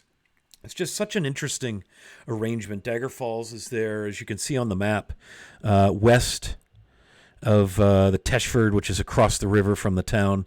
And that whole grassy area is all mint fields. And the way the water and the wind and all that, it just gives you this almost like a minty, refreshing wetness. It's not even enough to be called mist, but it's just it's like hanging out in the middle of a candy cane in a way. It's just very refreshing, but so ethereal. It's just wonderful. And if there's ever anybody sitting around when the weather's fair, they're sitting on the front porch, and sure enough, there are a number of tables occupied. And these are small tables by twos and threes, there's a group of halflings, there's mostly humans, maybe a small group of dwarves sitting around one table in the tap room drinking ale already, looking to be maybe in off the road, a little dusty, but none worse the wear. And you see Oliver Sarden hustling about in and out of the kitchen, mostly, maybe preparing for the evening meal rush. Okay. So I kind of Rance kind of gets his attention and goes up to him and kind of leans over and whispers in his ear. Oh yes, good to see you, Rance. What can I do for you?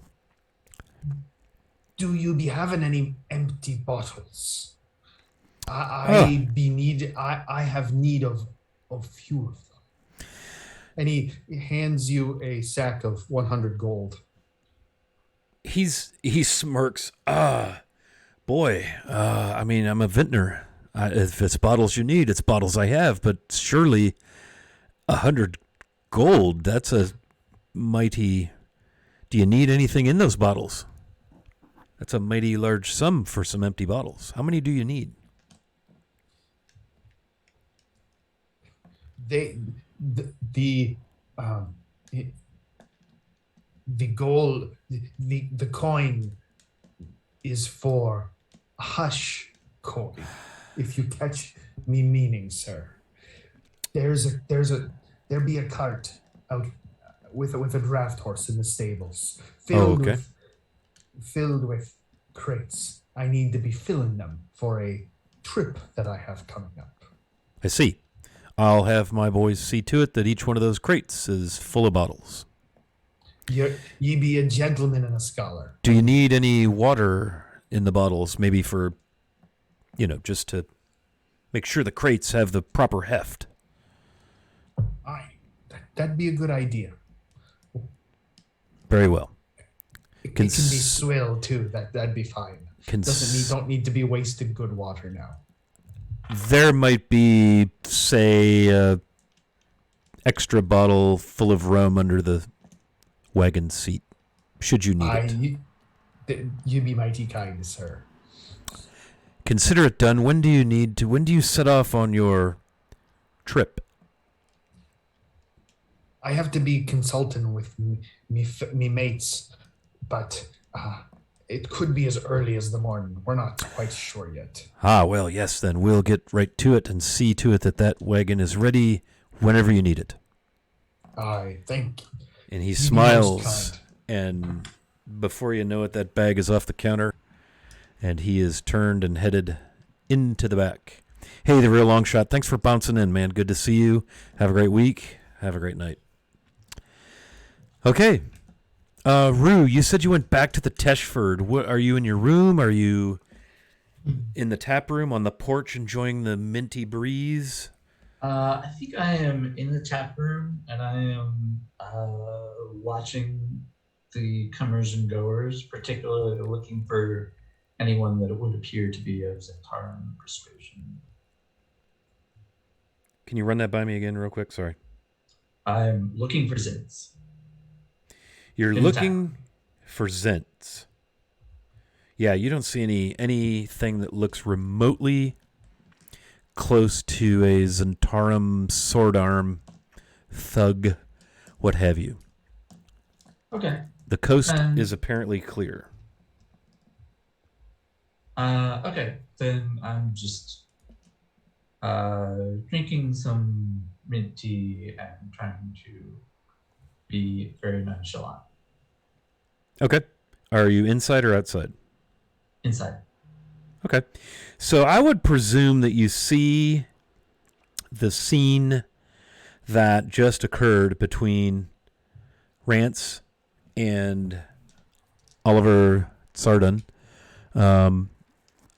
You said you're looking, so I would assume you saw a bag exchange and a hushed conversation with Rance very secretively looking around to make sure nobody notices. He's secretively looking around, and Oliver's nodding and smiling, and yeah, and you see your colleague across the way, having just concluded a conversation with the fine proprietor.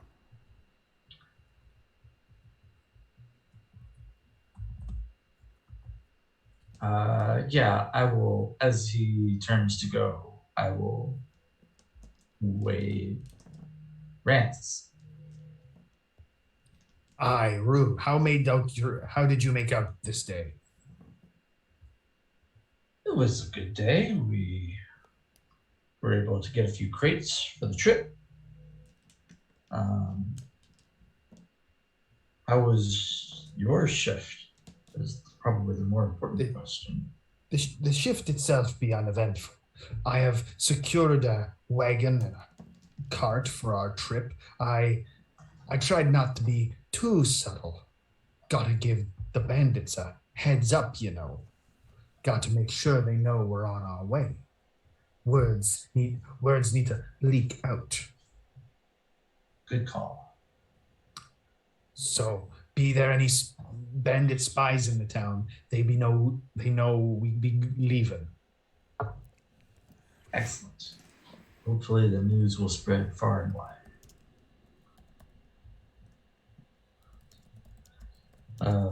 Any word from Viz yet? I've not seen the wee scallywag since we left this morning.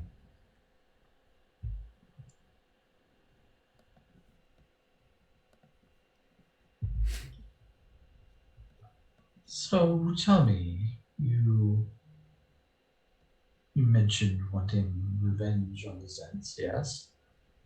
Ah, yes. I hate those bloody Zens with a deep, fiery passion. May Umbery take them all.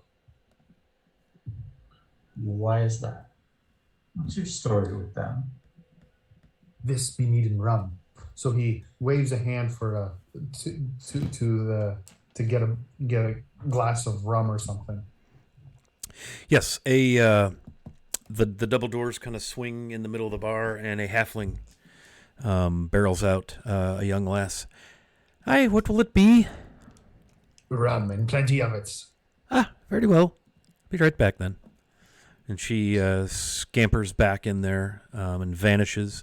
Then you see her appear on what must be some sort of a stepladder. She pulls a bottle down off of the rack behind along the bar back there, and just in a twinkling, she's back with a cup and the bottle. She uncorks it, sets it. I'd pour it for you, but I'm a little short. I don't need. I be not needing any pouring, lass. You look like you can manage just fine. So, very well. Charge this to your room then? I assume you're staying here? That be correct. Very well. So Rance takes a couple good swigs. And you can see for a second he's kind of melancholy and kind of, you can tell he's thinking about something, and then he returns to the question that you asked him, and he I'm not going to role play it off because it'll be too hard. So Rance tells you the story of how he was raised in Scardale, and Scardale went to pot, and it's this anarchic town. And so he was raised as soon as he was a midshipman, raised on ships, and has served for 20 years aboard a ship called what did I call it? Lollipop. Forget it. Anyway, he served on this ship. He made it up to quartermaster, and they were chasing a ship that was a merchant ship. They were trying to take her, and the Zents got involved, and the Zents let the merchant ship go because it was one of theirs, and the pirates didn't know it. And the pirates were captured. Everybody was hung, except for Rance, who was. They offered him a "you come work for us and we'll let you live" kind of deal, and that's when he left. And so he tells you all this, and at the point where he talks about his friends being hung, his crewmates, you can tell he gets emotional. He tears up, and he's, these are his friends, his comrades for 20 years, and slaughtered like pigs. And so then he tells you the story of how he escapes Zentil Keep and gets to Daggerdale. Or Dagger Falls. Yeah. Aye, that be me story. That's quite the tale. Well, thank you. If I can, His Highness the Constable, if it has agreed to Give me a reprieve, shall I? Turn over a new leaf. Now, pirating be in my blood, so it'd be a little hard. But if I can get those Zents back for what they did to me crew, then all will be right with the world. Fair enough. Well, I would love to see you get that vengeance on them as well.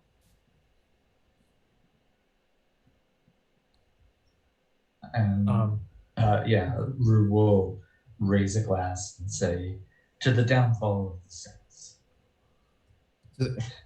And he takes a very, very big swig of the rum. He puts it down. He's, by Valcor, this is good rum. Sardin kind of turns his head as he's walking through and kind of, lifts his chin and gives you a look like, I told you. So, is there anybody else of a moderately disreputable nature looking like anybody who's like gruff looking in this establishment right now at all? One more time on that? Is there anybody who's moderately like nasty or gruff looking sitting in this establishment right now? There's a dusty bunch of dwarves sitting around a table that look like they've, like drovers or something. They've come in off the road. They don't look like bandits or thugs. They just look like hardworking, off the road, dirty, dusty guys. Rance opens Rance. So here's what Rance has a pouch on his side. He takes the pouch, puts it on the table. He opens up the pouch. Inside, there's a secret compartment with 2 rum bottles. He takes those out, fills up both rum bottles, drains the rest of that rum in that bottle into those little, puts them in his pockets, and then he looks at Rue, smiles, looks over at the dwarves, looks back at Rue, smiles again, picks up the bottle, and throws it at the dwarves.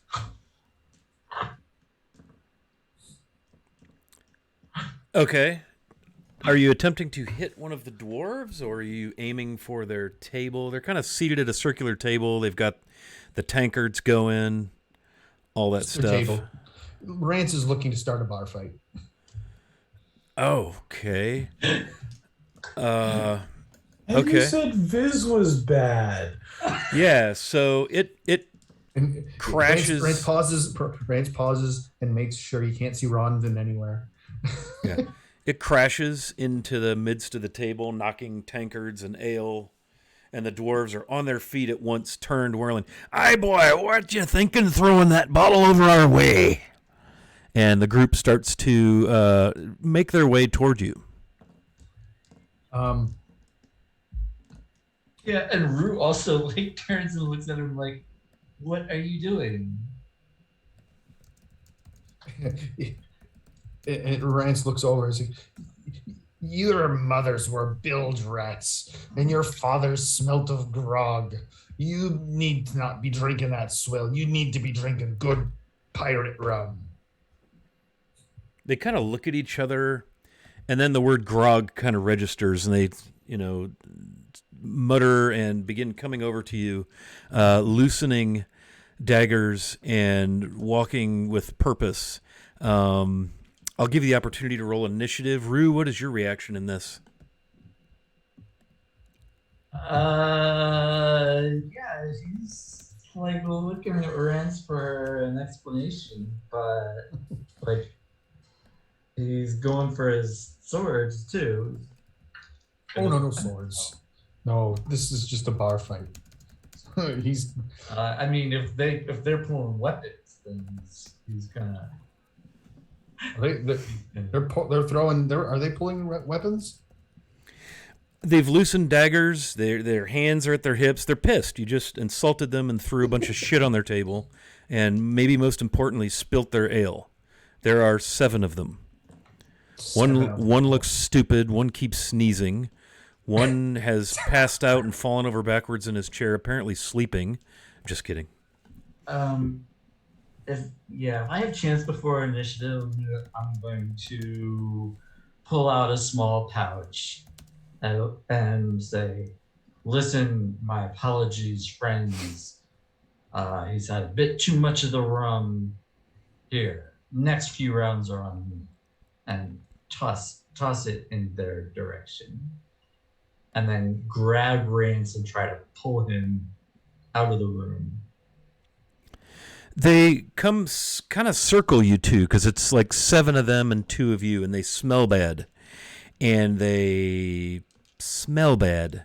And by bad, I mean you definitely smell large animal excrement, dust and dirt, maybe some roadkill, and ample amounts of significantly unattended to BO as they circle. Well, me and my boys, here's this might good bit of gold you just spilled all over the table. Now who's paying for that? And he kind of pokes a meaty pair of fingers at Rance, like trying to get him in the chest. So he's got to kind of reach up a little bit as he steps forward. Yeah. And the rest of them are like, yeah, who's gonna cover that mess? And Oliver's like, what? Wait, whoa, wait just a minute, people. And he comes running out of the back. And then you hear, what's going on out there? Mama Beldy. She comes out with an iron skillet. You see this human woman aged 60 plus something, aprons and skirts. And she's waving an iron skillet and she pounds it on the bar, and the whole place, which is basically you and the dwarves and Din back in her little bakery, stop. And the dwarves, oh, Mama Beldy, this here ruffian here just threw a big bottle of whatever on our table and knocked over our ale. We're just defending ourselves, Mum. And they kind of, whatever headgear they had, they kind of take it off and sort of genuflect a little bit to her. She stands there, and her gaze falls upon Rance. What have you to say for yourself before I crown you with this here skillet? And she...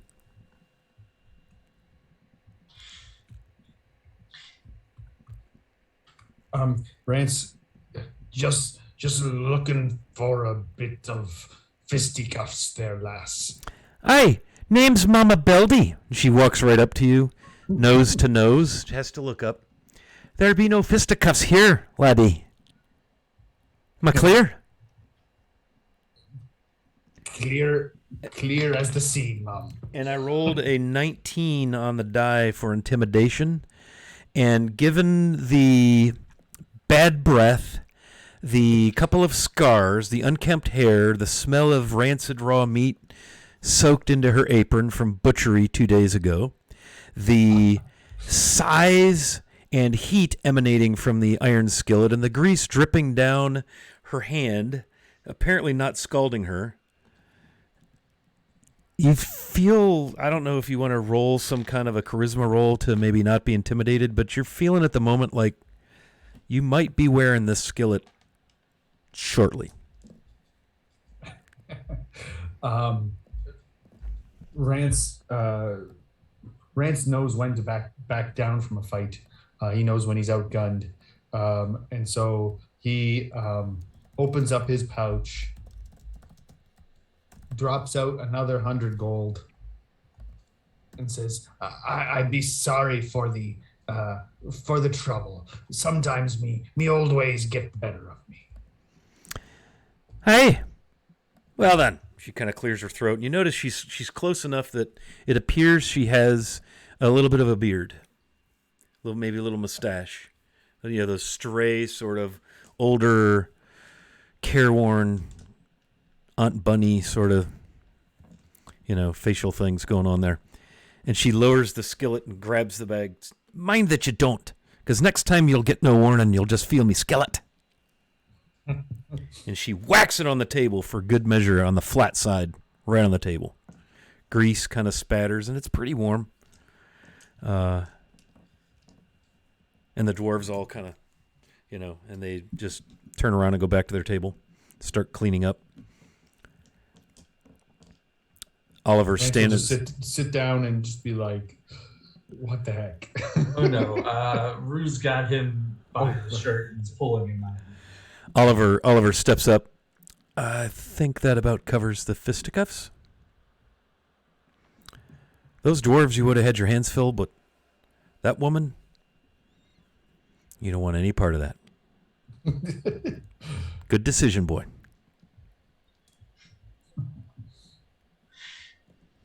All right, then. Sorry about that, Oliver. We will have a chat. All in a day's work. I'm sure you'll take care of it. And he turns around and kind of chuckles to himself, shaking his head. And you hear her cussing and my tap room, fisticuffs, he says, slamming stuff around. Yeah. No one has introduced Rance to Mama Beldy yet. Oh, it's good that you've met her. Introduction right there. Yeah, that was it. Nice. Obviously, Rance did not know there was such a thing as a Mama Beldy. Yeah. Yeah. She would be the cook. And it is Oliver's operation, and he is the proprietor, but she has a stake in what happens. Or doesn't happen in this case. Nice. She's probably got some adventure levels on her, too. No one really knows. Probably some barbarian. All right. I think we've hit a good spot for stopping. We do have a rather interesting operation for the party to undertake next time. So I think that'll be kind of fun. We'll maybe open with get the plan to that operation laid out and execute. And hopefully at that point we'll have the remainder of our intrepid heroes. So let's go around the horn and give yourself a little outroduction. See what I did there? We'll start with Viz, since Viz had to go last. We'll start with Viz. Tell us where we might find you out there in the World Wide Web and so forth. On the World Wide Web, you'll find me in Wiley's delightful Discord, which I'm sure he'll throw up in chat. As Hey Wilson as well. You can find me on Twitter, primarily under the same alias. And you can find me here, of course, Monday nights. It's also the name of my Twitch channel, not that I do much of anything with it. And on Wednesdays as well, where we play Dragon of Icefire Peak, which we still haven't renamed because we finished the module. But yeah, come join us on Wednesday at 7 p.m. And we'll be playing some more D&D. Excellent. Let us hear from Rouge Shahar. Hey everyone, I am Andrew playing Rishahar. Here on Twitch, I'm known as Fellowship of the Tables, likewise on Discord. Yeah, that's pretty much all the places you'll find me. Excellent. Rance, Matthew. Hey, I'm Matthew Mateus. I play Rance Rumblood, the somewhat chaotic, trying to be better ex-pirate. You can find me with this guy on Greycast every fortnight, every 2 weeks, twice a month, talking about the world of Greycast or Greycast, Greyhawk. And you can find me in Hobbit's Discord and on Twitter as PR Mattias, as Lord Gazumba would call it. Excellent. Happy to have you all aboard. It was kind of a fun little, I wouldn't say a side episode because there was narrative that needed to be advanced, except perhaps that last little bit. But boy, did we learn a thing or two about our piratey friend Rance, did we not? Yes, and you were acquainted with Mama Beldy. Very, very nice. So I am Wily Hobbit. I'm your host and dungeon master, and I just love D&D, and I love my friends, and so this is always a good thing for me to get to DM this crew. Hopefully next week we will be a little bit more of a full strength situation, because as I alluded to, there is skullduggery afoot in Dagger Falls, and the Company of the Iron Phoenix, a moniker by which this group is occasionally known, has been tasked with getting to the bottom of all of it and stubbing it out like a nasty old cigarette. So we'll see what happens next week when the plan is put into place. Much intrigue and much to do. So thanks for hanging out. I would like to go ahead and raid into Lawful Stupid RPG. Occasionally they're in Greyhawk. Sometimes they're in Forgotten Realms. I think they might even have a Dark Sun game or something. I don't know. There's some different game I can't recall, but man, they're a lot of fun. Good RP. So hang loose and come back see us Wednesday. Thanks for the bits and the follows and the score update. That's lovely. And we'll see you all the next time we see you, and we'll be raiding here momentito. So thanks for hanging out.